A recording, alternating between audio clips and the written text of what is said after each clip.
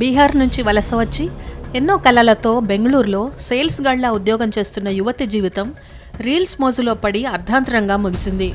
Shopping మాల్లో పనిచేస్తున్న బీహార్ యువతి రీల్స్ షూట్ చేసే క్రమంలో ప్రమాదవశాత్తు 20 అంతస్తుల బిల్డింగ్ పై నుంచి కింద పడి మృతి చెందింది.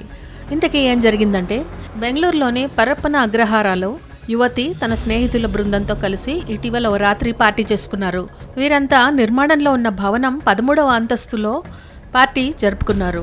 పార్టీ ముగిసిన తర్వాత అంతా కలిసి మరో 7 ఫ్లోర్ల పైనున్న టెర్రస్కి వెళ్లారు. టెర్రస్ పై వీరి మధ్య ఏదో అంశంపై వాగ్వాదం మొదలైంది.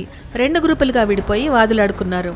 ఈ ఉదంతాన్ని సాడ్ రీల్లా యువతి షూట్ చేయాలని ప్రయత్నించిందని పోలీసులు అంటున్నారు.